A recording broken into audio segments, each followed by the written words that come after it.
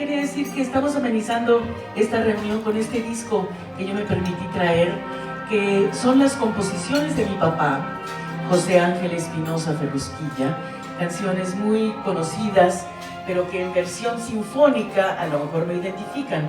Aquí estamos escuchando El tiempo que te quede libre, que es una de sus composiciones más complejas en términos musicales, pero interpreta la Orquesta Sinfónica Sinaloa de las Artes, y simplemente quise compartir con ustedes este disco que no está a la venta ni nada, porque fue editado por el gobierno del estado en una edición limitada, pero que a mí me parece muy afortunada, así que esa es la versión sinfónica de las canciones de mi papá. Con mucho gusto las comparto con ustedes. Gracias, muy buen provecho.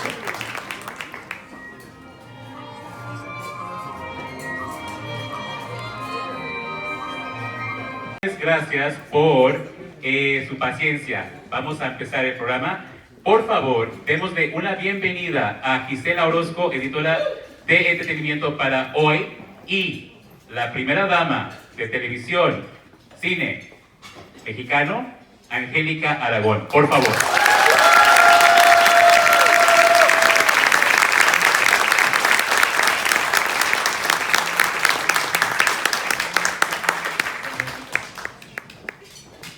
Gracias, muchas gracias. Gracias a Jorge Valdivia, gracias al museo, gracias a don Carlos Tortolero, no lo veo aquí, pero aquí está. Y gracias a todos ustedes por estar aquí, me llena de emoción. Gracias a ti, Gisela. ¿Me escuchas bien? Bastante. Con su permiso. Qué gusto volver a charlar contigo, segunda vez en la semana. Oye, qué fortuna la mía. Ahora ya somos bien platicadoras. Ya, ¿qué podemos hablar? Pues me gustaría primero empezar con una presentación, ¿no? Que conocemos, sabemos, primero es Angélica Espinosa Stransky. Pero te conocemos, obviamente, como Angélica Aragón, una artista multidisciplinaria con una carrera de más de 4 décadas. Algunos te recordaremos por personajes en televisión con telenovelas como Chispita, Vivir un poco, Días sin Luna, La casa final de la calle, Carne propia, pero otros por personajes en cine, en títulos como Goitia, Unidos por sí mismo, Gertrudis Bocanegra o Paso por las Nubes. Pero para otros, eres Ojos así, o María Inés, la protagonista de una historia que marcó un antes y después en los contenidos en español. Mirada de mujer. Pues con esta mirada de mujer, que más que eso creo que es una perspectiva, una forma de vida y obra. Es un honor compartir esta noche con Angélica y con todos ustedes, con esta mujer activista, artista. ¿Y por qué no vamos a indagar un poco en algunas curiosidades de Angélica? Si me permites. Se puso peligrosa la cosa. Si me permites. Hablemos No, por supuesto que sí. Hablemos de esos inicios. ¿Por qué Angélica Aragón? Hablemos de eso. Bueno, porque yo soy hija de un actor, compositor, estuvimos escuchando ahorita su música, José Ángel Espinosa Aragón. Yo quería de alguna manera, bueno, deslindarme del apellido de mi padre, pero más que eso, hacerle honor a mi abuela paterna, a la que no conocí porque ella muere cuando mi papá tenía 5 años de edad. Entonces siempre fue un personaje, pues, completamente misterioso para mí, porque pues nunca la vi, nunca la conocí. Una mujer, mi padre de origen muy humilde, una mujer de campo que murió a los 19 años después de su 5º parto, desangrada en el monte. Entonces, como eso, cuando yo lo supe, Gisela, me dolió tanto, yo dije, yo tengo que recordarla todos los días de mi vida, y entonces adopté su apellido. Por cierto, que nosotros somos del estado de Sinaloa, en el noroeste de México, donde a fines del siglo XIX llegaron los constructores del ferrocarril que venían bajando por toda la costa oeste. Ferrocarriles, bien sabido, eran chinos, venían de China, y el tatarabuelo de mi abuela, Fredesvinda Aragón, era chino y, según me dicen, de trenza y de no hablar ni una palabra de español. Mi papá recordaba que los boletos del tren, cuando él ya se movía en tren, mi padre hubiera cumplido 100 años este año, nació en 1919, los boletos del tren estaban impresos todavía con caracteres chinos. O sea, así como escuchamos de anécdotas, nos podríamos quedar realmente, no solamente una noche, varias, charlando. No, y es que pues, Anécdotas nuestro país tiene una historia maravillosa. Mi padre, después del año 1985, año del gran terremoto de la Ciudad de México, vio muy dañado el edificio en el que él vivía, en la zona centro de la ciudad, una zona prehispánica, la Plaza de las Tres Culturas en Tlatelolco, con pirámides, etc. Y él emigró de regreso a su tierra natal, se ubicó en la ciudad de Mazatlán en los últimos años de su vida, hasta que falleció en el 2015. Y bueno, primero, ayer en el Hotel Whitehall, donde me están hospedando, que es maravilloso hotel, se acercó una persona a saludarme, también de Mazatlán, Sinaloa, y la abuela de ella le había vendido la casa a mi papá. Entonces, bueno, el mundo es un pañuelo de chiquito. Pero en esa casa, que está en un cerro y muy cerca del mar Pacífico, de la playa llamada Olas Altas en Mazatlán, hubo que dinamitar una parte de ese terreno. Ya no se lo dije a la muchacha porque va a decir, tirad la casa de mi abuelita, porque es pura piedra. Entonces, para poder allanar, aplanar el terreno y construir, hubo que meter dinamita. Y en ese momento surge de aquella destrucción de piedra, etcétera, una bala que tenemos de cañón francés de 1862 o 64. En 1862 fue la batalla de Puebla, 5 de mayo, hicimos la película, por eso me sé todos los datos.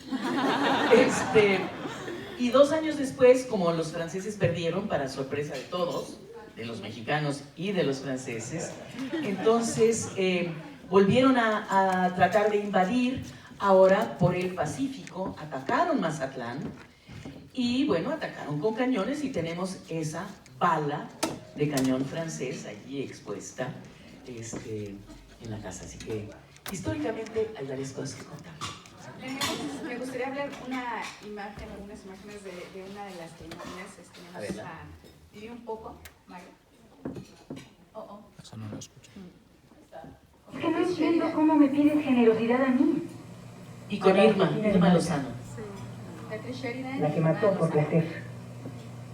¿Sabes? Soy muy perversa, Aura. Y pasé 20 años en una celda practicando mi perversidad, torturando a las demás, riéndome cuando una moría. Soy muy perversa. Esa soy yo. Si tú lo dices. Claro que lo digo. Y de esta mujer tan perversa, ¿qué es lo que quieres? ¿Bondad? ¿Sacrificio? No. Perversidad. Eso es lo que estoy dando. ¿Por qué no te vas de una vez? ¿O quieres que haga contigo lo mismo que hice con Marta? No serías capaz. ¿Y por qué no? Tengo ya experiencia. Vete de una vez. No dejaré que tú hables con ellos. Prefiero hacerlo yo. Yo les diré quién es su verdadera madre. Eres capaz. Tú tienes el mérito de ser perversa sin haber ido a la escuela de la maldad. Yo tengo pruebas de que fuiste condenada. Tú solo tienes tu palabra, y la palabra de una ex convicta no vale mucho. Tú tampoco eres inocente, Aura. Y quizás tu hermana Rosa finalmente se atreva a contar lo que hiciste con su vida. Esta es una mentira. ¿Qué es mentira? ¿Lo del hombre a quien ella amaba? ¿Acaso murió? ¿No lo ves casi todos los días? ¿No lo ve ella? Secreto por secreto, Aura. Maldad por maldad. Gracias, Marcos. No, ya no puedo sacar todo el capítulo. ¿Qué recuerdos hay de esa novela que de alguna Muchos manera también recuerdos. sí marcó en su momento? Obviamente un melodrama ochentero, pero que de alguna manera estaba cimentando parte de tu carrera. Lo que fue muy interesante de esa telenovela es que, más que ese melodrama tradicional, clásico, vamos a decir, La estructura era como de un thriller policíaco, ¿verdad? Porque había un asesinato que había que descubrir, etcétera, etcétera, más allá de las historias de rivalidades amorosas o familiares entre cuñadas. Lo que fue muy importante de esa novela para mí fue el elenco. Estaba conformado por actores de teatro todos, entonces había un nivel actoral distinto al del común denominador de las novelas que estaban al aire en ese momento. Estaba Carlos Ancira, que estaba en teatro haciendo una obra muy importante, un monólogo ruso, El diario de un loco, con un gran éxito. Beatriz Sheridan, extraordinaria actriz, que en ese momento estaba haciendo, o acababa de hacer, de Fassbinder, Las amargas lágrimas de Petra von Kant. Entonces era gente que venía de otro background, vamos a decir. No eran estas artistas jóvenes de televisión que nunca han pisado un escenario de teatro, que no tienen intención de pisarlo.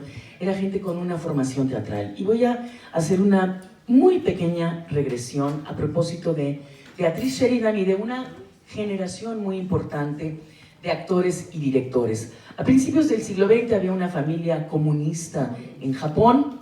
No van a decir que eran parientes de ustedes. Es que aquí están mis ahijados japoneses, pero no tiene nada que ver con ellos. Había una familia comunista en Japón y empieza la Primera Guerra Mundial, etcétera, etcétera. Hay problemas. Japón no es un país abiertamente comunista, son perseguidos y entonces deciden emigrar a lo que era en ese momento la Unión Soviética. Y se va el tío y el sobrino a vivir a Moscú, pero claro, pues no hablan nada de ruso. El sobrino tiene 16, 17 años. Nos están apresurando, mi hijita. Ah, bueno. Es que ella voltea y yo digo, ya nos tenemos que ir. Entonces, emigraron a Rusia, a Moscú, y el muchacho joven pues tenía que seguir estudiando, pero no podía ir a la escuela porque no entendía nada de ruso y menos leerlo y escribirlo. Entonces le dijeron, bueno, pues en lo que aprendes tienes que hacer algo para ganarte la vida y entretenerte, y lo pusieron a limpiar, barrer un teatro. Eventualmente aprendió ruso, estudió lo que fuera, pero siguió trabajando en ese teatro. Era el teatro de Stanislavski, que es el, vamos a decir, teórico moderno más importante de la actuación, ¿no es cierto? Entonces nosotros recibimos en México oleadas de actores españoles que venían anteriores a esta generación de Beatriz Sheridan, ¿no es cierto? Que venían del gran teatro español, muy exagerado, ¿no es cierto? En donde, siento que me voy a desmayar, ¿no? Etcétera. Entonces de pronto Sequizano dijo, no, tiene que ser tan externo, tan formal, la actuación tiene que ser algo mucho más interior, tiene que surgir de la experiencia propia, y todo lo que es la actuación del método en Nueva York, todos estos actores, desde, ¿cómo se llama el que murió muy joven? James Dean, todos estos son actores del método que son mucho más vivenciales, ¿no es cierto? Es de adentro para afuera, no de afuera hacia adentro.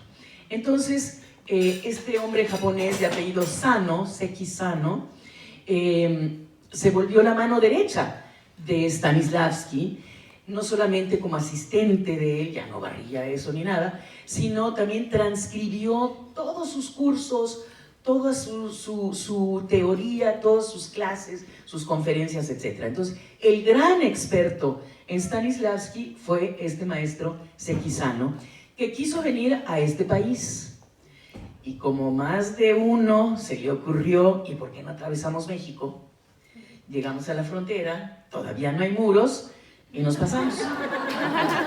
Entonces, se detuvo en la Ciudad de México, nunca llegó a Estados Unidos, no sé si no tuvo visa, algo, pero para gran beneficio de nosotros, los mexicanos, se quedó como maestro. Lo contrataron en Bellas Artes y fue el maestro de una generación muy importante de actores, entre los cuales Beatriz Sheridan, Isela Vega, Narciso Busquets, nombres que ya son tal vez del siglo pasado, pero que dejaron a su vez también escuela. Entonces, yo no estudié con Stanislavski, estudié en Inglaterra, pero ese contacto con estos actores que tenían una formación teatral el director de la telenovela, no lo tienes aquí anotado, ¿verdad? Creo que no me voy a equivocar al decir que fue un maestro griego, Dimitrios Sarrás, que también venía con otra visión europea del trabajo que nosotros hacíamos. Así que fue, por un lado, muy interesante desde ese punto de vista, actoral, artístico, etc. Pero por otro lado, como se volvió esta cosa del thriller distinto al melodrama más tradicional, de pronto pasaron la telenovela a un horario nocturno, ¿verdad, mi Eduardo? Entonces abrimos el espacio para que el público masculino se aficionara a las telenovelas. No sé si eso fue bueno o malo, pero así sucedió. Entonces inicialmente las telenovelas eran de 4 a 7 de la tarde y nada más, luego la barra infantil, los cómicos, el noticiero y después ya los programas, vamos a decir, para adultos. Entonces la telenovela la pasaron a las 9:30 de la noche, cosa que era inusitada, moviendo otras partes de la programación, y todo el mundo, bueno, hay que ver esto porque lo movieron. Y luego resultó que era tan atrevida, no era, pero parecía, porque una señora se pone un liguero, unas medias, que era Inés Morales, una actriz española muy linda. Entonces nos pasaron las 11:30 de la noche, entonces ya era televisión, pero casi de medianoche. Entonces eso fue también muy interesante para Televisa, ¿no es cierto? Ver cómo el horario estelar se prestaba también para que el público viera este tipo de programas. Pues yo era niña y yo veía esa novela. Ahora que me lo dices, ¿qué estaba haciendo yo viendo novela a esa hora? Desvelándote, entre otras contenido. Pasan los años, continúas en Televisa haciendo otras telenovelas. Ahora quiero hablar de esta novela que sí vino a cambiar narrativa, forma de ver la historia.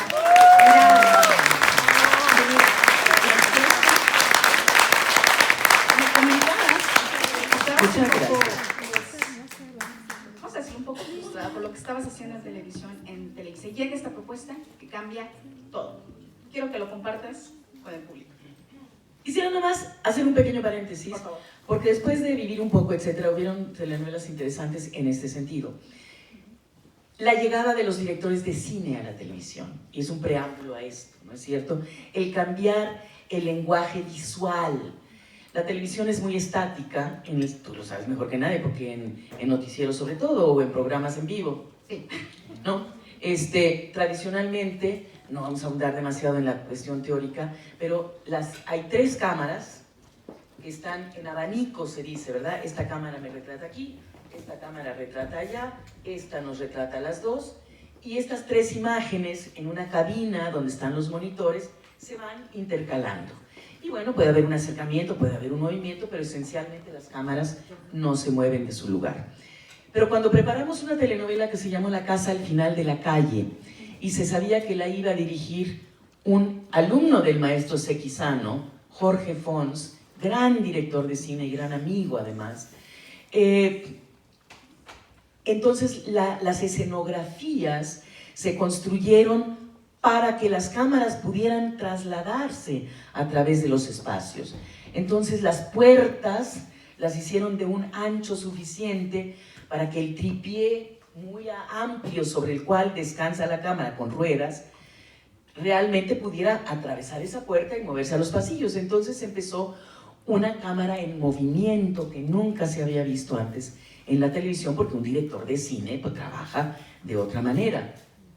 Y cuando hicimos Mirada de Mujer, más allá de la historia, del tratamiento en el guión, que me parece que fue muy distinto ahí sí, en el sentido que fue una historia pensada y escrita para un público inteligente. Dejamos de ser ofensivos por parte de los ejecutivos de las televisoras. Yo trato de ser lo menos ofensiva posible en mi trabajo al público. A veces no lo he podido evitar y me da coraje conmigo misma haber firmado los contratos que me limitaron. Podemos hablar de eso en un momento.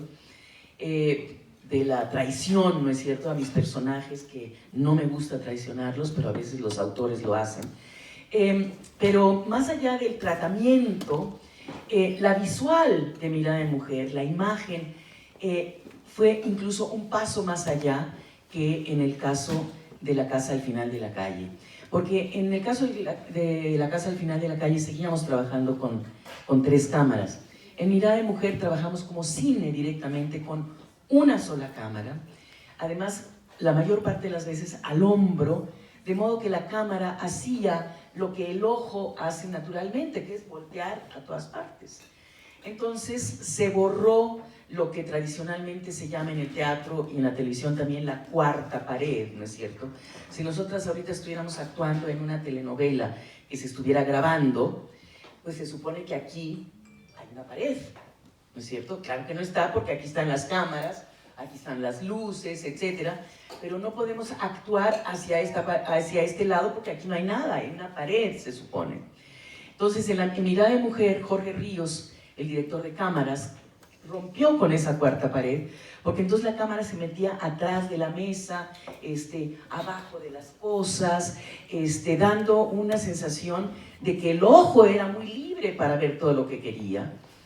Y la iluminación por lo mismo también cambió totalmente, porque ya no se podía ocupar toda una parte del espacio con las luces, los hierros, todo eso, porque la cámara daba vuelta en 360 grados. Hablando de la parte técnica, pero hablemos también de esta parte. Pero fue muy importante, claro, porque llamó la atención lo distinto, ¿no es cierto?, de la propuesta. Otra parte también relativamente técnica fue que eran escenas escritas, ya no como hoy que son prácticamente un telegrama, ¿no? Aquí nos vemos a las 4, bueno, adiós, se acabó la escena. No pasó nada. Entonces, puro tránsito, puro trámite. Aquí teníamos nosotros escenas de 15 minutos sin cortes. Claro, con un ensayo previo, porque también hay que reconocer a Antonio Serrano, el director de Mirada de Mujer, un gran director de teatro, que sabe mover a los actores. No me ha vuelto a tocar en la televisión ningún director como Antonio Serrano. Entonces, claro, si nosotras no nos movemos de aquí, por más que se mueva la cámara, pues, ¿qué va a retratar sino a 2 mujeres sentadas hablando? Pero si yo le digo, a ver, permíteme, Gisela, voy a ir para acá por un vaso de agua, regreso, vengo a platicar con ella de este lado, entonces, bueno, cambian todas las posibilidades de tiro que tiene la cámara, porque nosotros también, Ángeli, indirectas, pero bien que las... Gracias. Entonces eso también cambiaba muchísimo nuestro trabajo. En primer lugar, trabajábamos, en el caso de Mirada de Mujer, sin apuntador electrónico, de memoria. Quiere decir que había mucho espacio para la improvisación, porque no todos se habían aprendido todo bien de memoria. Pero lo que sucede cuando uno deja de usar el apuntador es que empieza a oír al otro. Porque si yo sé lo que tengo que contestar, no tengo que oír lo que usted me está diciendo, porque ¿qué me importa? ¿No? Yo de todas maneras sé lo que voy a decir y aquí me están diciendo, hablas tú. Entonces yo, fíjese, gracias, se lo agradezco. ¿Qué le dijo? No sé, yo nomás le daba las gracias. Entonces las escenas, normalmente cuando se usa apuntador, están muy divorciadas, en el sentido de que los actores no se están relacionando porque no se están escuchando. Y como le dieron, si bien nos va, una leidita al guión, entonces tampoco saben de qué va la cosa. Entonces, por ejemplo, y les están diciendo, ¿no? Entonces, oye, necesito manifestarte una noticia, Gisela. Ella sonríe, ¿no? Acaban de chocar tu auto allá afuera. Claro, ella no sabía lo que yo le iba a decir, porque nunca leyó, nunca estudió, ¿no? Entonces, todo eso cambió en esta telenovela, por eso fue tan diferente. Claro, el guión fue muy interesante y tenemos que hablar de eso, porque nunca se volvió a repetir, porque fue un garbanzo de a libra. No sabían lo que tenían entre manos los productores ni la televisora. Y cuando vieron el éxito inusitado, porque hay que recordar, Gisela, que esta telenovela colocó a la empresa Televisión Azteca y al grupo Salinas Pliego en la bolsa de valores en Nueva York, en Dow Jones. Terminó la novela y I'm so sorry, bye bye. Porque generó tal cantidad de recursos al venderse en 120 países, 190 países alrededor del mundo entero. Nada más muy brevemente, año 2001 fue cuando las Torres Gemelas cayeron. 2001, ¿no? 11 de septiembre. Viene el mes de diciembre de ese año 2001 y yo leo una nota de 2 líneas en la revista Time. Time Magazine dice, no la de Latinoamérica, la internacional, la en inglés, y dice, en Afganistán, una vez liberado el país del dominio talibán, la ciudad de Kabul pretende regresar a una vida normal. Y los habitantes afganos, en la medida en que hay luz eléctrica, se sientan en sus casas alrededor de un aparato de televisión a ver una telenovela mexicana, Mirada de Mujer. Me lo platiqué el otro día. A mí me emocionó sobremanera. Me sentí completamente responsable de ir a agradecer directamente a esa gente que estaba en plena guerra. Entonces fui con los ejecutivos de la empresa, voy a decir nombres, Dale, nombre. no, pues con el dueño de la empresa, de Ricardo Salinas Pliego, le dije, Ricardo, necesitas mandarme a Kabul. ¿Y cuál fue la respuesta? ¿Tú crees que me vas a sacar un boleto gratis para ir al Medio Oriente? Le digo, pues si no voy a ir de paseo a Afganistán. Estamos hablando del año 2001.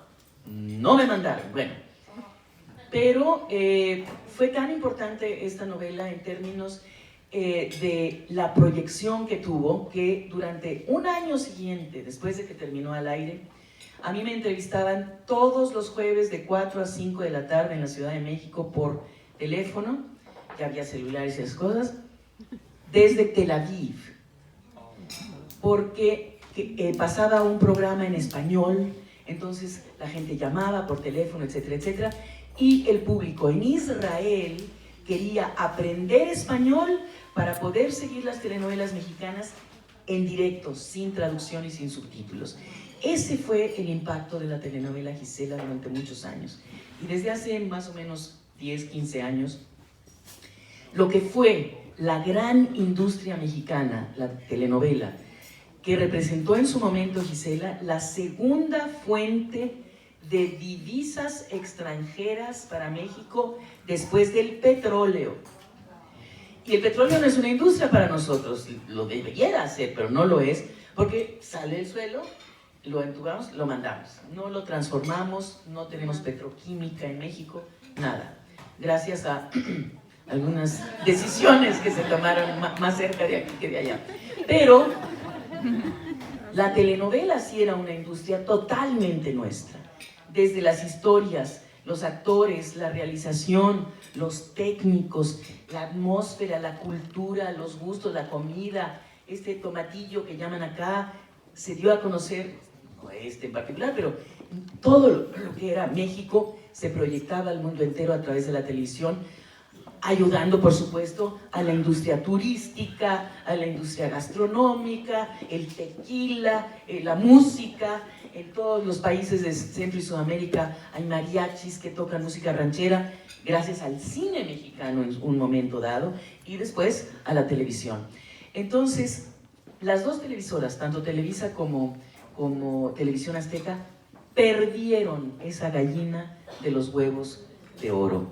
Hoy, el público mexicano compra telenovelas, o sea, ve, porque las compran las televisoras, telenovelas turcas de 10 años de viejas, porque ya la televisión mexicana no es familiar, es tan vulgar, es tan permisivo lo que se presenta en la pantalla, que por eso no me ven más en la televisión desde hace muchos años, porque no puedo ser parte de este esfuerzo por rebajar a la gente, al público, a nuestro país, a nosotros mexicanos y bueno, a todos los que siguen viendo las telenovelas, al nivel más elemental del ser humano.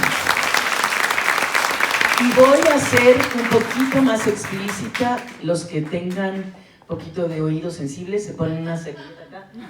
Voy a hablar en francés un poquito. No, porque la gente me dice, ya no trabaja. ¿Cómo? ¿Que no? No, pues no la vemos en la tele. Pues sí, pero no todo sale en la tele. Entonces, pero ¿por qué no salgo en la tele? ¿Cuáles son las cosas que me han ofrecido en los últimos 10 años? En primer lugar, te hablé de traición al principio y de que había firmado contratos y de ¿Cuándo que... te traicionaste? No, después de esto, ¿qué fue lo primero que hice? Se llamó... pero yo tenía contrato firmado. Antes de empezar esto, por 3 novelas, que se llamó Marea Brava. Afortunadamente a mí me mataban en el 5.º capítulo, o sea, la primera semana, y se acabó. Pero gracias a Dios, mi vida, porque no tienes idea qué personaje indigno. Primera escena de la novela, yo estoy en una casa, hazte cuenta, esto está sobrevolado sobre el mar, en Puerto Vallarta. Y yo de bata, todavía en la mañana, preparando mi boda, así como ahorita mesas redondas, y con todos los meseros, pero ya rápido, el hielo, los arreglos florales, no sé qué. Y llega mi hija, Annette Michel, que era la protagonista de la historia, primera escena de la novela. Y me dice, ella por supuesto una mujer adulta, y me dice, mamá, no te puedes casar con este señor. ¿Qué? ¿Cómo de que no? El juez viene en 10 minutos. Y entonces me decía, este hombre trató de violarme. Me decía, mi hija. ¿Y cuál fue la respuesta mía? Porque así era el guión y así me obligaron a hacerlo. Por eso ya no más. Le pegué, la cacheteé a mi hija. Después de lo que habíamos logrado en cuestión de credibilidad ante el público mexicano, con un esfuerzo tan grande como fue Mirada de Mujer, Annette Michel me trató de violar. Y así, ¡paf! ¡paf! No voy a permitir que te interpongas a mi hija en mi felicidad. No solamente me caso, sino que ya no estás invitada a la boda. Claro, 5.º capítulo, el tipo que había tratado de violarla me mató a mi personaje, quitó el aceite de los frenos o no sé qué tipo de desbarrancadero y se dedicó el resto de los 200 capítulos a hostigar, violar, perseguir a esta pobre Annette Michel. Yo ya no vi el resto de la novela, no sé en qué terminó, pero yo me sentí tan mal de tener que hacer ese personaje, y eso fue 97 o algo así, 1997. Mucho más recientemente, nada más para que vean el nivel, Eduardo, de nuestra televisión mexicana. Aquí está la Embajada de México, por eso lo señalo allá, porque esto es la gente... Bueno, consulado, es lo mismo. Entonces, perdón por lo que les voy a decir. Lo más reciente que me ofreció Argos, que para mí es la porquería más grande que ha sucedido después de que hicimos estas novelas. Argos también traicionó totalmente al público. Yo soy una abuela que acompaña a su nieta de 16 años a la frontera, todavía no hay muros, para entregarla al coyote que la va a cruzar. 16 años mi nieta en esta historia que no hice. Pues a la hora de la bendición, mi hijita, que Dios la acompañe y acuérdese de los que le voy a decir. Esta es la recomendación de la abuela. Seguramente alguien lo hizo y lo grabaron, lo filmaron. Yo no me presté. Acuérdese nomás de una cosa, mi hijita, 16 años de edad ella.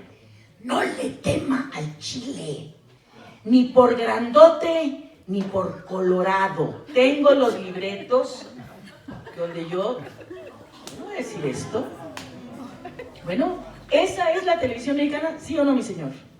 Entonces, no puede uno ser parte de ella, porque entonces es parte de la mala educación de nuestro país. Y lo que es muy grave es no decir estos textos que son vulgares, ofensivos, y pasó y no pasó nada. No. Estando en Mazatlán, Sinaloa, acabamos de mencionar Sinaloa, yo sé que te están diciendo ahí. ¿No? Ah, no. Estando en Mazatlán, Sinaloa, hace un mes. Aquí está Jerry. Are you still here, Jerry? She had to leave. Bathroom. Oh, no, she's here. Okay. She's loyal to Roberto Carlos, so she's going to have to leave very soon. But Jerry, were we not in Mazatlan last month? Yes, we were. February 4th, so 6 weeks maybe. Estábamos con el director, bueno, en primer lugar, un concierto espectacular que dio un músico de Chicago en Mazatlán, que es Corky Siegel, que iba a estar aquí con nosotros hoy, pero están viajando a México porque se presentan el sábado en la Plaza Manuel Torzá. Un extraordinario blusero, armónica, todo. Pero estando en Mazatlán, cené con el director de Oceánica. Oceánica es un centro de rehabilitación para personas, sobre todo jóvenes, con problemas de drogas, adicciones, drogas y alcohol. Creo que eso sí lo hablamos en antier, ¿no? No lo hablamos. Ok. Entonces le dije yo, no mencionamos nombres de nada, es el director de Oceánica, él no tiene por qué no decir. Le dije, a ver, ¿en qué proporción de mujeres tienes internadas en este momento ahí? Me dice, cuando inició Oceánica, si teníamos a 20 internos, 19 eran hombres y una mujer. Hoy, si tenemos a 20 internos, 12 son mujeres, 8 son varones, con problemas de alcoholismo severo. Niñas menores de 20 años perdidas de borrachas. Eso lo promueve la televisión mexicana, ¿sí o no, Eduardo?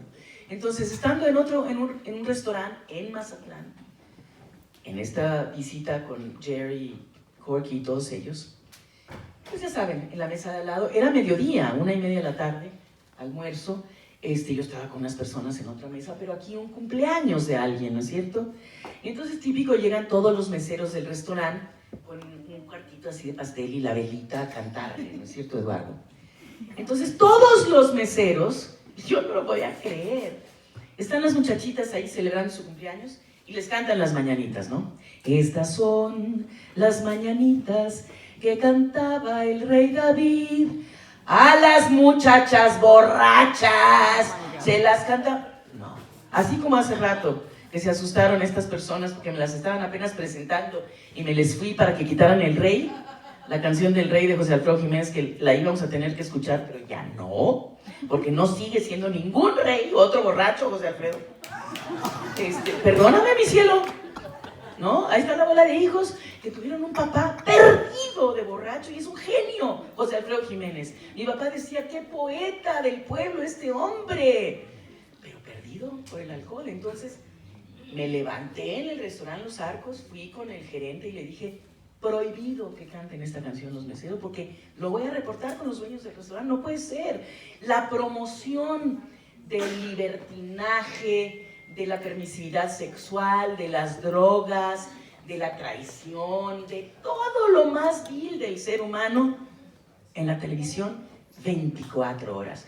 Y nosotros tenemos un grave problema en México, yo no sé, en Estados Unidos creo que es menos, y ya en las generaciones más jóvenes, afortunadamente, tienen sus otros problemitas, pero afortunadamente ya casi no ven la televisión, todo es a través de estas cosas.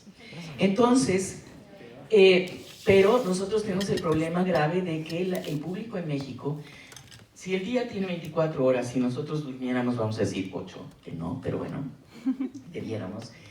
De las 16 horas que quedan, ¿son 16 las que quedan, mi vida? De las 16 horas que quedan, el público ve 6 horas de televisión al día. De esas 16. ¿Qué porcentaje es? Ustedes que son matemáticos. Nuestro marido no sabe nada de aritmética. Pero vean esa proporción. 6 horas de 16 sentados viendo pura tontería. Entonces por eso yo siento una gran responsabilidad del trabajo que yo hago y de lo que se presenta en esta televisión, en donde no hay ningún tipo de discrecionalidad. Uno enciende y ve todo lo que pasa ahí, nadie. Entonces la gente me reclama, Gisela, oiga, además como si fuera mi culpa, ¿no? ¿No ha visto qué fea la telenovela del Canal 2? No, no la he visto porque yo no las veo. Usted sí, no le gusta. Y ¿por qué no le apaga, señor? Ah, no, pues fíjese qué buena idea. Pues claro. Cuando yo fui a la Unión Soviética, que era en ese momento, en 1974, y me puertas y chapa con llave.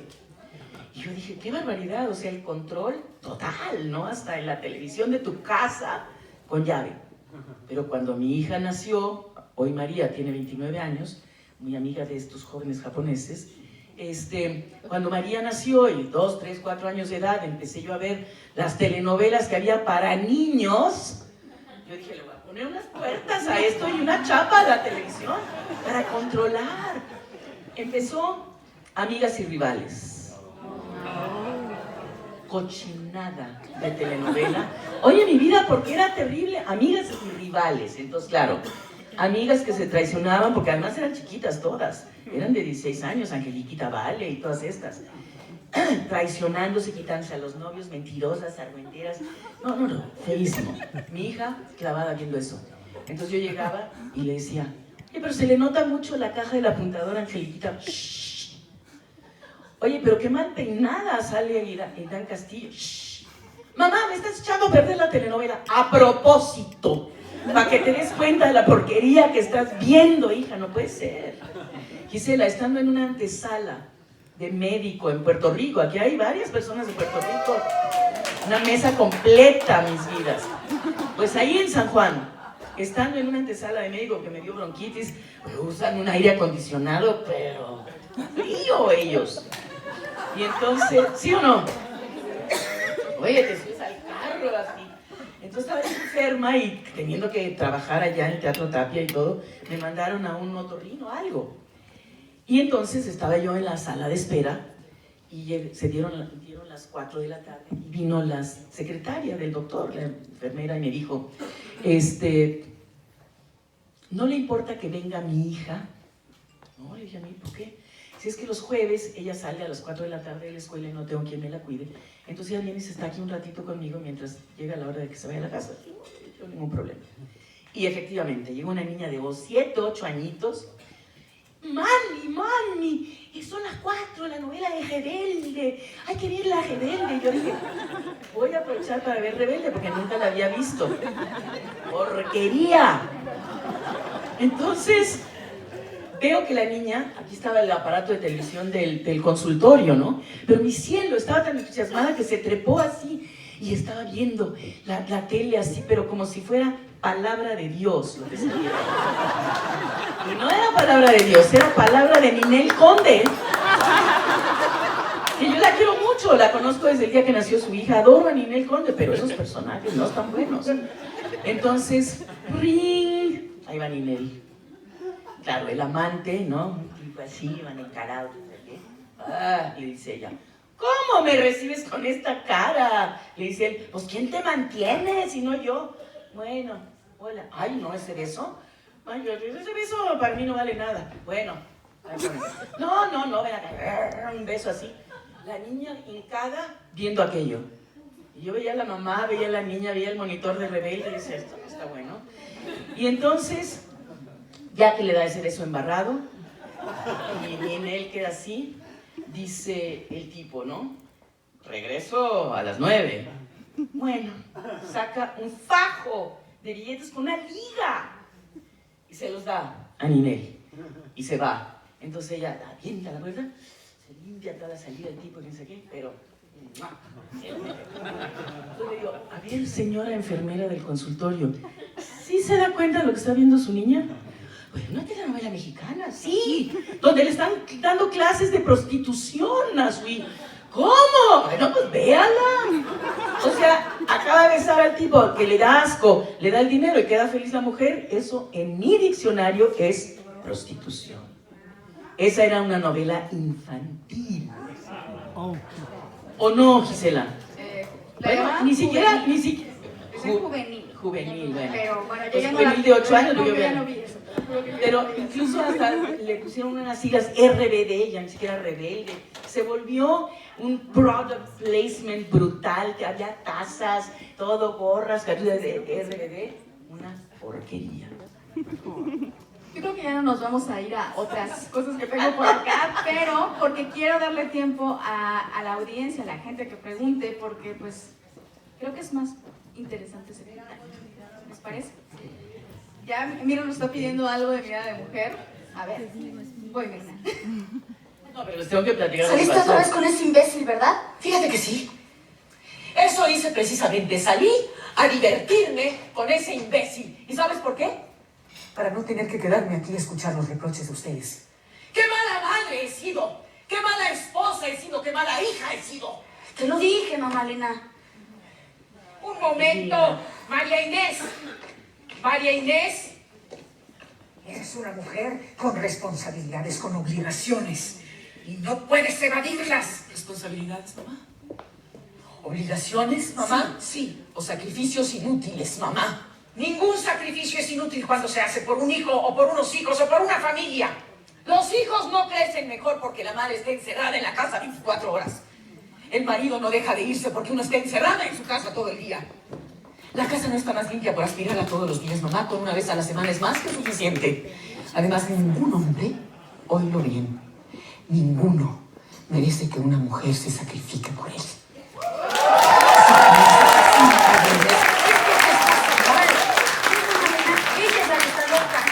Esta no la quite, Marco, no la quite todavía. No sé qué haces aquí. Tampoco me gusta encontrarte en el mío.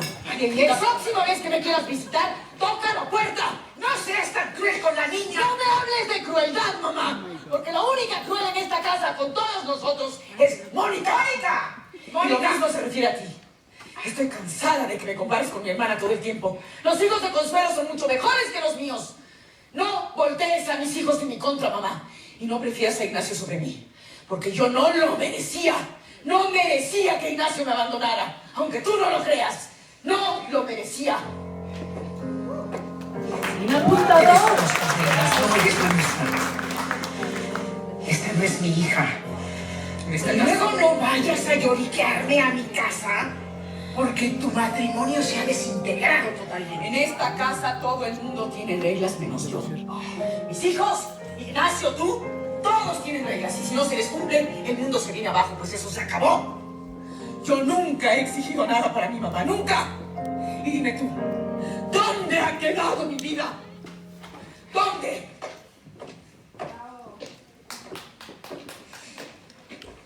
Y el tal Alejandro Salas. Tal Alejandro Salas me invitó a comer. Y si no te importa, y dada la hora que es, ya quisiera acostarme a dormir y descansar. Oye, María Inés, has subido de peso últimamente, ¿verdad? ¿Qué? Es que ahora que te veo en ropa interior estás más gorda. ¿Que ya te empezó la menopausia? Mira, normalmente esas subidas así, muy rápido y muy fuertes, se deben a la menopausia. Es que los 50 años, mijita, es el principio de la vejez. Para las mujeres, claro. Porque los hombres siguen siendo jóvenes. Bueno, ellos creen que siguen siendo jóvenes. Ellos siempre se sienten jóvenes. Y no hay que decir de los de 30, ¿verdad? Acuérdate que siempre te lo he dicho. No lo voy a olvidar nunca, mamá. Nunca.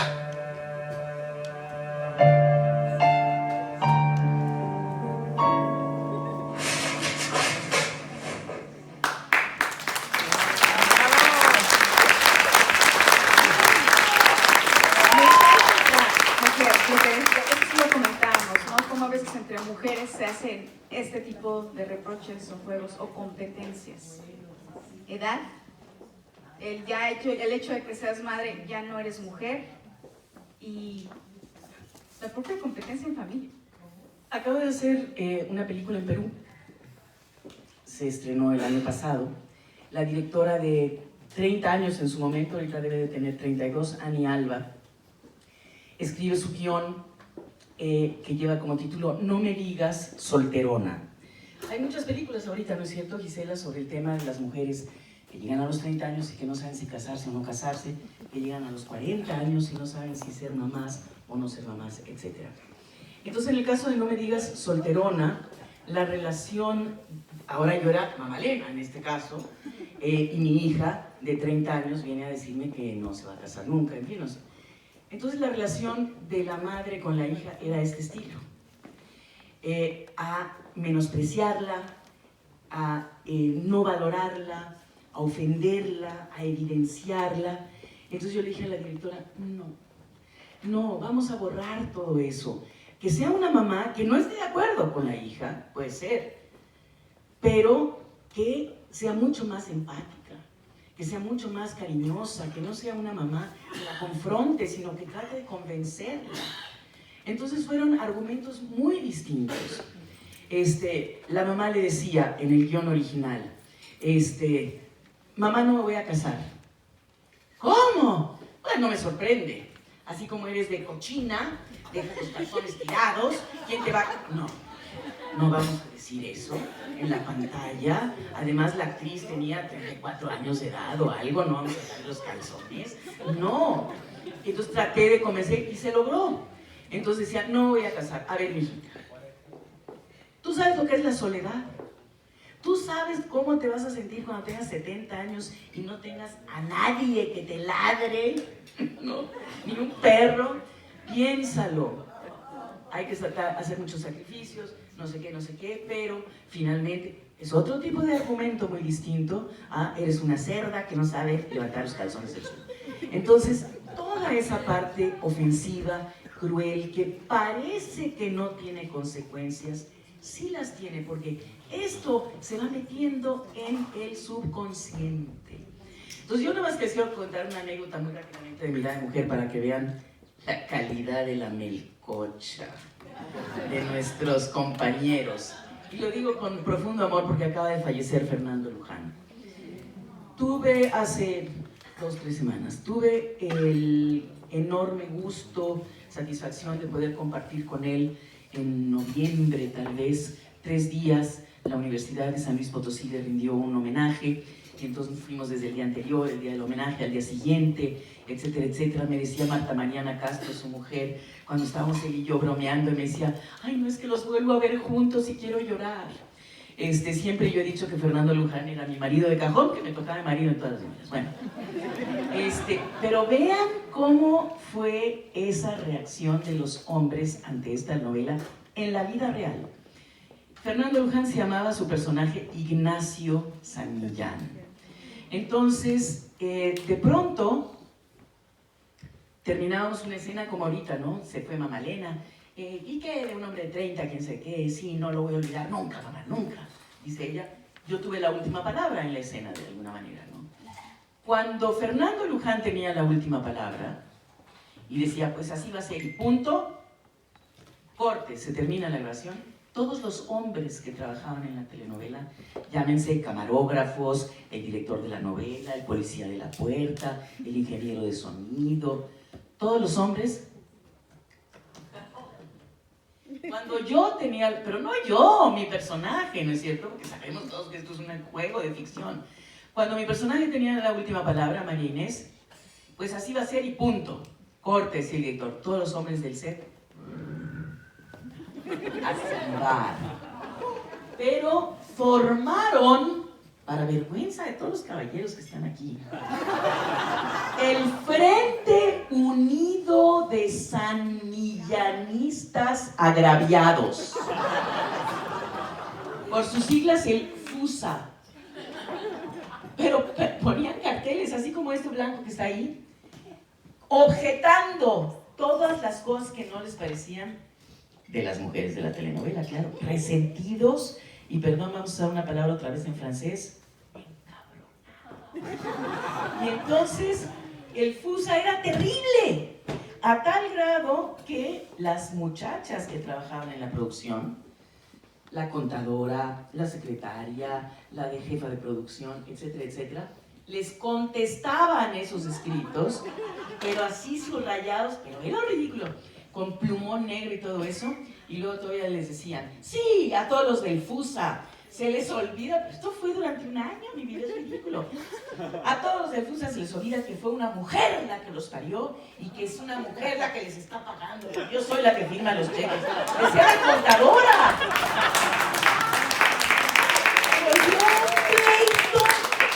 Pero fíjense lo más grave, la televisora, Televisión Azteca, no sé si tiene todavía, creo que sí, pero tuvo o ha tenido a lo largo de los últimos 30 años desde que se fundó como Televisión Azteca, antes era Imevisión, Instituto Mexicano de la Televisión, tenía o tiene un programa que se llama Lo que callamos las mujeres, que es el único programa que les ha valido realmente premios internacionales, etc. Entonces, importante para ellos, un programa además muy barato de realizarse, con muy buen resultado. Entonces lo han mantenido, Lo que callamos las mujeres. Yo he participado en varios programas y he dirigido algunos otros. Entonces, de pronto, hace mucho que no voy a la televisora, pero llegaba yo y entonces me encontraba al ingeniero de la unidad móvil, ¿no? de grabación. Inge, ¿cómo le va? Ay, muy bien, señora. ¿Qué está haciendo esta semana? Lo que callan. ¿Verdad? Lo que callan las mujeres. No me suena, le digo. Ay, ¿cómo no, señora? Si usted ha trabajado en ese programa. Lo que callan las mujeres. No me suena, ingeniero. Claro, yo haciéndome la payasa. Pero usted dirigió las... ¡Ah, lo que callamos las mujeres! O sea, no se han atrevido, fuera de broma, señoras, y vean lo grave, señores, Eduardo. No se han atrevido en 30 años los hombres que colaboran en esa serie o que han colaborado a través de los años a decir el título. Porque si decimos en primera persona de plural lo que callamos las mujeres, aunque sea un título, se están evidenciando. Oye, mi vida, no es posible, Gisela. ¿A qué nivel está la mentalidad de los señores? Perdón, porque ya sé que ya nos van a correr pronto. Yo veo allá unas señas misteriosas. Pero pasemos a este tema, Gisela, que son las recomendaciones a los señores. Porque todas nosotras ya estamos de acuerdo, mis vidas, ¿no? Y llevamos 150 años de liberación de la mujer. Particularmente estas. Sí, porque desde República Dominicana y Puerto Rico, ¿sí o no? Sí. Todas esas trabajadoras, las que fueron quemadas, aquellas costureras y todo eso, esta gente tuvo mucho que ver. Esas isleñas, que las ven ahí con el Caribe y todo, pero son aguerridas. Sí, las conozco. Bien aguerridas, bien aguerridas. No, lo sabe dónde está Mirna. Lo sabe Mirna, pues se lo dije ayer. Yo he colaborado, he colaborado mucho en Puerto Rico con las casas de seguridad de mujeres golpeadas, la Casa Julia de Burgos, etcétera, etcétera, porque he estado muy cerca de su tierra, ustedes lo saben bien. Pero aguerridas estas, las caribeñas, las nuestras, no, mi vida. Pero lo que más me preocupa son dos cosas. En primer lugar, Gisela, las mujeres más jóvenes. Ya las mujeres más jóvenes, por lo menos en mi país, en nuestro país, Eduardo, compraron la imagen de ellas mismas que él quiere que ellas tengan. Y esa imagen, y voy a volver a hablar en francés, según Elmer Mendoza, que es mi paisano sinaloense y un escritor bastante reconocido, novelista, esa imagen que la mujer joven mexicana ya compró de ella misma, porque esa es la imagen que él quiere que ella tenga, es la de una mujer ofrecida, y como dice Elmer Mendoza, me van a perdonar, no es mi frase, una mujer de patas abiertas. Entonces, me da una pena horrible, porque no veo que estas mujeres jóvenes, menos de 30 años, se respeten a sí mismas. Ya no digas se den a respetar, como decía Mamá Elena en su léxico de 1950. Se respeten a sí mismas. Yo no veo que la juventud realmente sea feliz, porque andan buscando, en términos emocionales, ¿no es cierto? No profesionales o de académicos, etc. Y finalmente no encuentran lo que están buscando porque no hay un amor a sí mismo. Es llenar los vacíos, llenar los huecos con una relación aquí, otra allá, etcétera, etcétera. Y finalmente viene una gran insatisfacción y de ahí depresión, adicciones, etcétera, etcétera. Yo veo a las muchachas, en México por lo menos, perdidas, en ese sentido. Como si la lucha por la liberación de la mujer hubiera llegado ya a consolidarse y como si eso no se pudiera revertir. Y nosotros estamos viendo que en este gobierno, que lleva 2 años y poquito, ya se nombraron 2 jueces de la Suprema Corte de Justicia que están ahí para revertir todo lo que se ha logrado en favor de la equidad. Eso por un lado. Por otro lado, los señores tienen mucho trabajo que hacer y se los digo de todo corazón y sin ánimo de ofender y fuera de todas las bromas que hemos hecho. Señores, se tienen que poner las pilas y ya trabajar a construir la nueva masculinidad. Porque por otro lado, lo que yo estoy viendo, si bien la mujer mexicana anda bastante desvariada, el hombre en el mundo entero está con una actitud de absoluta revancha hacia la mujer. Y si antes la violencia era de uno a uno, porque él fue el que me traicionó, él es el que, y con él es mi pleito, ahora los hombres se están como vengando de todas las mujeres al parejo, nada más por el hecho, sí o no, mi cielo. Y esos términos que ahora se usan con mucha facilidad me parecen gravísimos, como el de feminazi. Bueno, te ríes, mi cielo, pero el día que te lo griten a la cara no te va a parecer tan divertido, porque tiene unas connotaciones brutales, ¿no? El otro día decían aquí en la televisión, hace 2 días, oigan, una señora, me imagino que republicana, me imagino, me decía, ¿y no será posible que se le quite a la palabra racismo esas connotaciones tan desagradables que tiene? ¿Verdad, Tomoko? Decíamos, y si le quitan las connotaciones desagradables que tiene la palabra racismo, ¿qué te queda? ¿Cuáles son las connotaciones agradables que tiene la palabra racismo? Entonces, por eso esas palabras feminazi, etcétera, me parecen lamentables. No la palabra en sí, sino el hecho de que se recurra a un término así para defenderse los hombres. ¿Por qué no se defienden con la inteligencia? ¿Dónde está? ¿Quién sabe? Pero más, les digo, en esas actitudes vemos que no lo hacen con inteligencia, es visceral, visceral, una respuesta así de chingas, mal. No, estamos hablando de que nuestra sociedad se está desmoronando, señores. Las familias están completamente atomizadas, polarizadas por todos lados. Los papás de estos niños viven en México, ahorita está la mamá en Perú, ellos aquí, etc.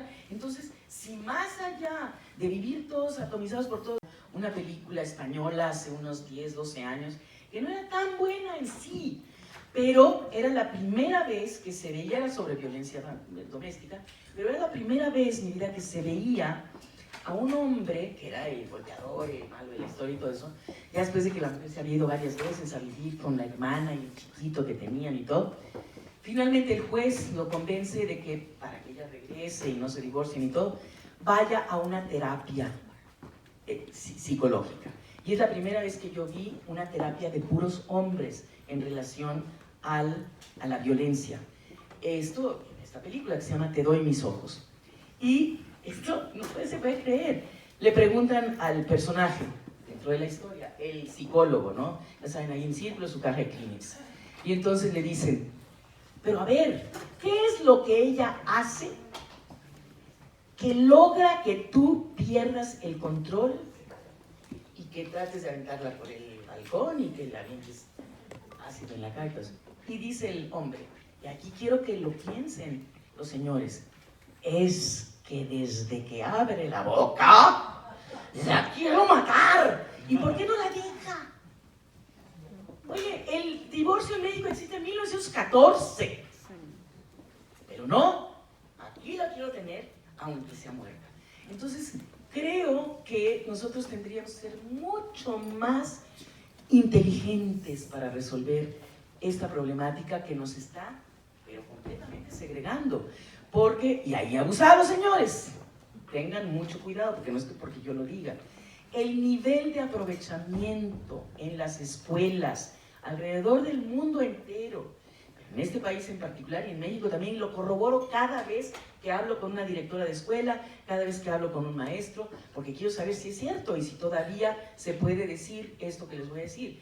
El nivel de aprovechamiento de las niñas en la escuela, desde primero de primaria hasta la universidad, es mucho mayor hoy al nivel de aprovechamiento de los niños.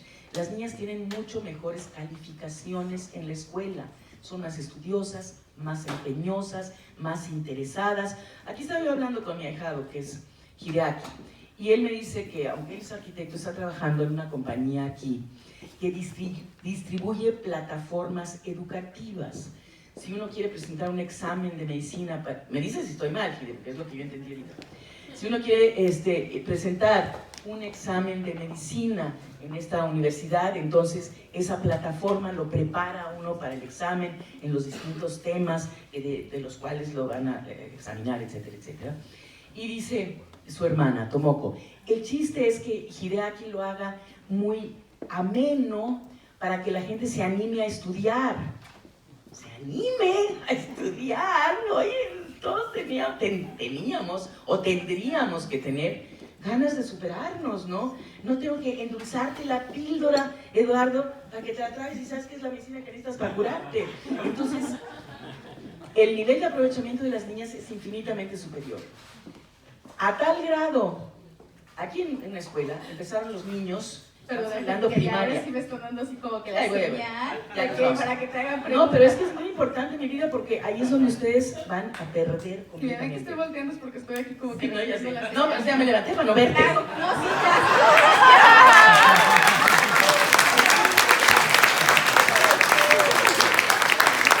Ay, ya me la traen muy presionada. Ya no más esto. De seguir esta tendencia, calculan los educadores de este país que en 40 años, y varios de los que están aquí van a vivir 40 años más, en 40 años no va a haber un solo varón abusados en tener el nivel de calificaciones suficiente para entrar a la universidad.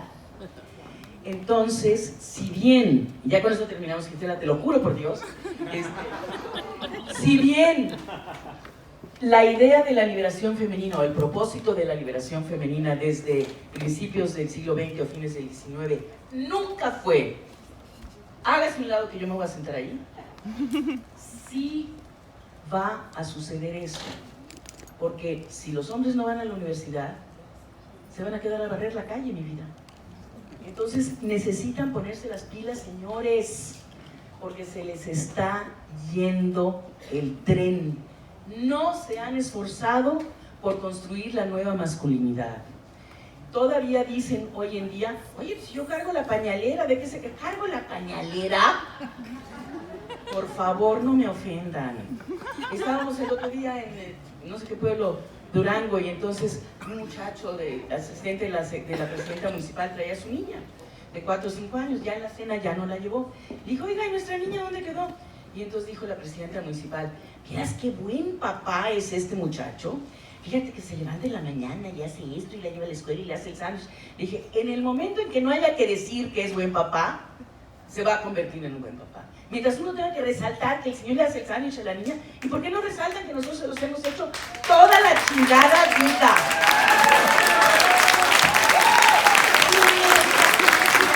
Ahora hay que agradecer que ganó el pan con mermelada.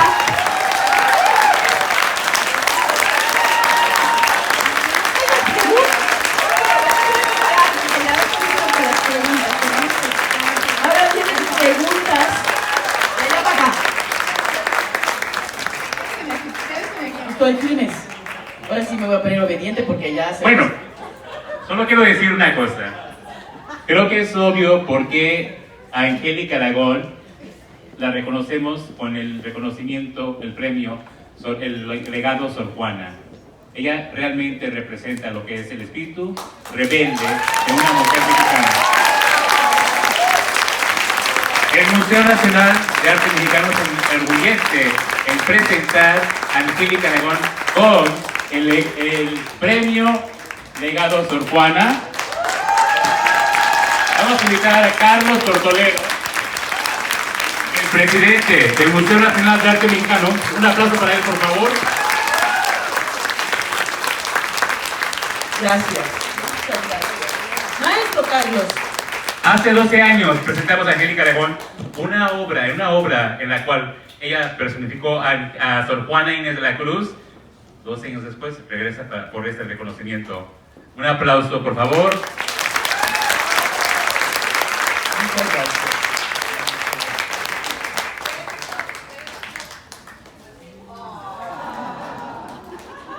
Vamos a tomar 2 preguntas de la audiencia, seguidamente los autógrafos, 2 preguntas, de una mano por ahí atrás, 2, ok, ya, a ver, es que son 2 hombres, voy a tomar una de una mujer porque se me regaña, Angélica.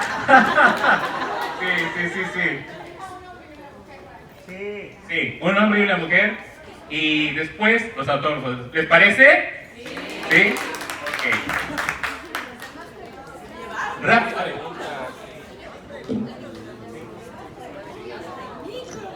¿Aquí? Con la pregunta y una enfrente. Ya te vi con los lentes. Hola Angélica, buenas noches. Hola, mi vida. Antes que nada, muchas felicidades. Eres un orgullo, una primera actriz en México. Gracias. Y la verdad es un honor tenerte aquí con nosotros.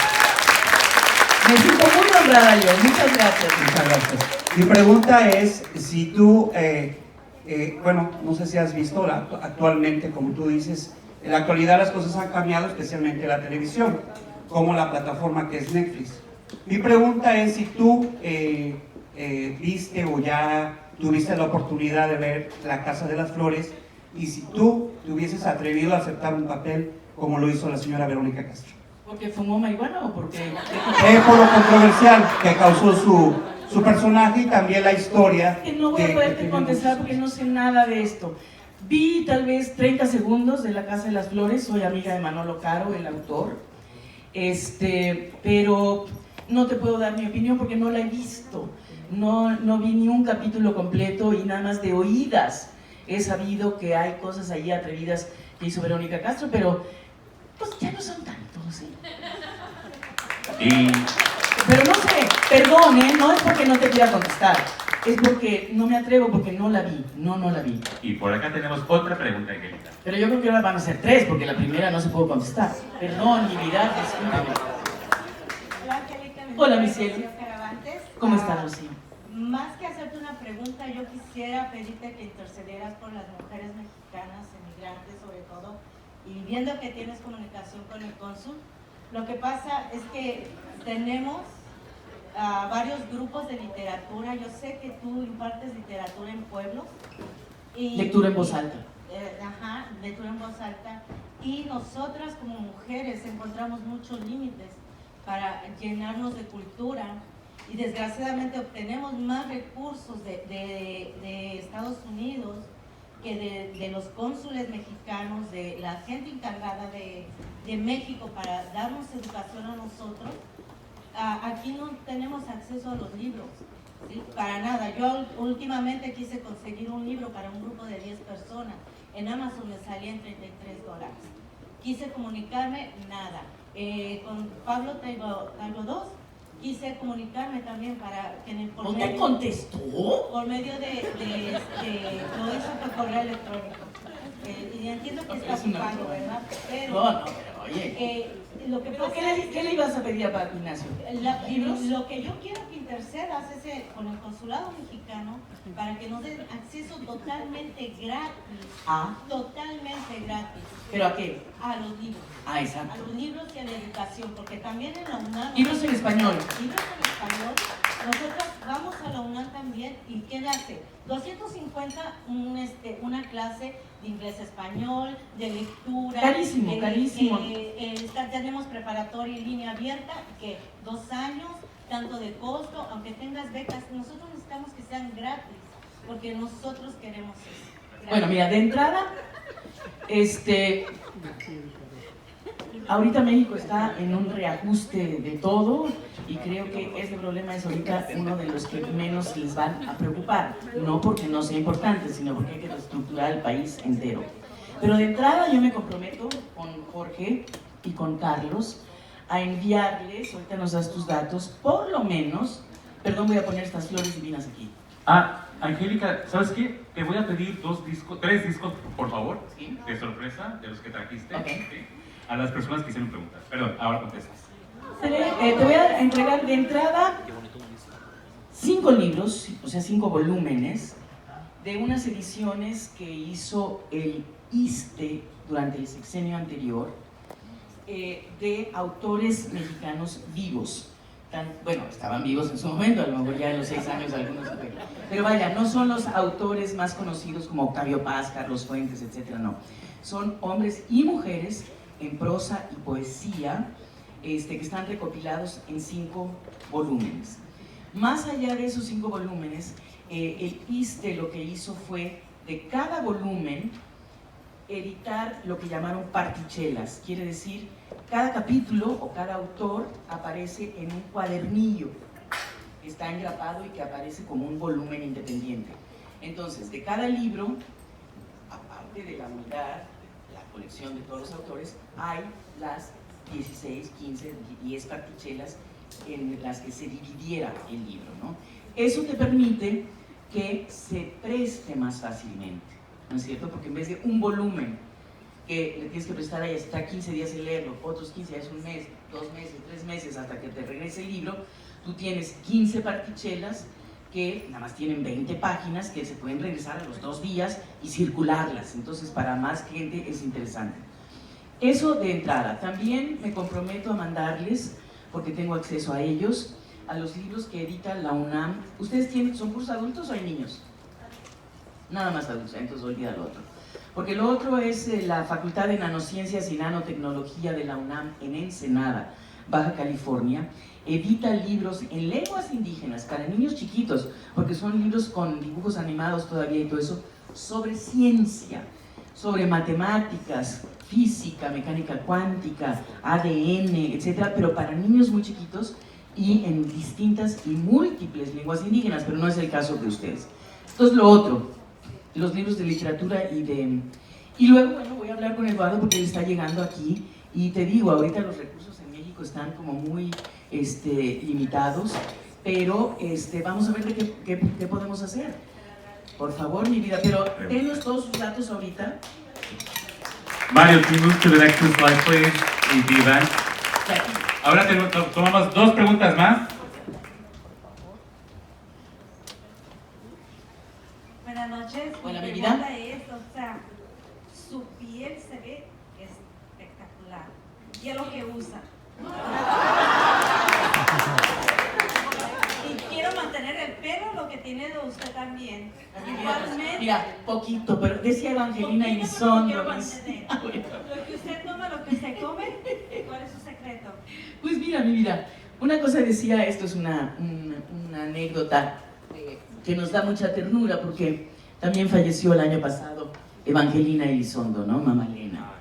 Y entonces cuando llegaba a la hora del maquillaje, 7 de la mañana, que la peinaran, le empezaban a cepillar. Y no, linda, discúlpame. Con cuidado, porque me quedan 3 pelos. Hugo, Paco y Luis. Pues yo tengo 4. ¿Dónde está la bueno, mi vida, ¿en serio? Pues mira, he descubierto, ya es tema aparte, unas cremas buenísimas que no sé si vienen de Alemania o de Suiza, algo, que no son tan caras como las más famosas, digo, es una marca muy famosa y todo, que se llama Weleda, con W, Weleda. Very good. Angélica, we have one last question back here. Acá atrás, mira. Gracias. Señora Angélica Aragón, pues primero que Bueno, nada... mi vida. Acá. Sí, ya le pues solo quiero decirle que para los mexicanos es un honor, un lujo tener a una actriz de su nivel, que a pesar de que usted no hace televisión actualmente, por las razones que ya mencionó, pues a su público la tenemos presente y seguimos siguiendo sus telenovelas. Gracias al internet, que ahora se pueden seguir disfrutando desde Vivir un Poco hasta lo último que hizo, que fue, creo, Corazón Abierto. Y sus películas también, hemos visto las que podemos, las que llegan, y pues solamente quiero expresarle mi admiración, mi respeto, mi cariño. Muchas gracias. Y pero me preguntarle si, perdón. No, por favor, escucho. Si hay algo en su carrera, creo que ya más de 40 años, que usted le hubiera gustado hacer, pero que no ha hecho hasta el momento. Buena pregunta, wow. Yo creo que ahí la llevo, es decir, en el sentido de que muchas cosas que he querido, o temas, o áreas que he querido tocar, ahí más o menos. Nada más un pequeño paréntesis. Voy a regresar a la televisión, pero con una participación muy pequeña. Ahí les paso el dato de una serie que se va a estrenar, yo calculo que fines de este mes, si no es que principios de abril, de la BBC, para los que tengan ese canal BBC.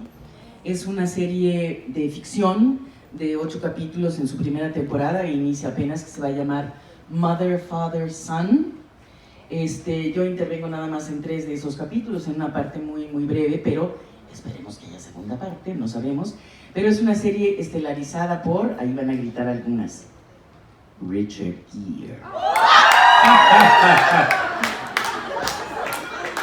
Que se va a casar con mi hija, o sea que realmente no lo disfruté tanto. Un aplauso, por favor, para Angélica Aragón. Gisela, ven acá, por favor. Un aplauso para la editora de entretenimiento para hoy. No, después de ella. Para las dos, por favor, por favor.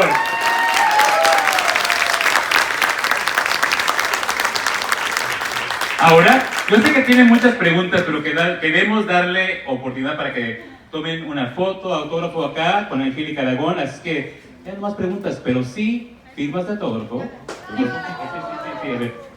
Yo nada más quisiera, si me lo permiten, porque quiero corresponder a esta reunión, esta iniciativa del maestro Carlos Tortolero.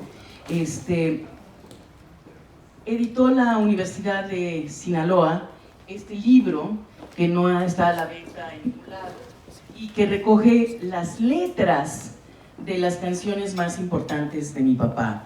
Pero pesa, entonces nomás traje uno, pero quiero entregárselo al maestro Carlos para que esté aquí en la biblioteca del museo.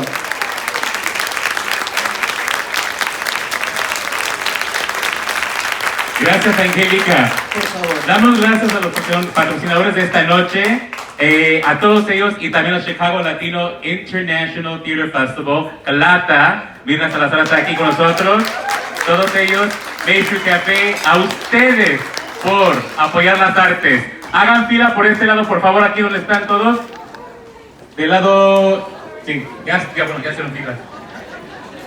Una vez más, de parte del Museo Nacional de Arte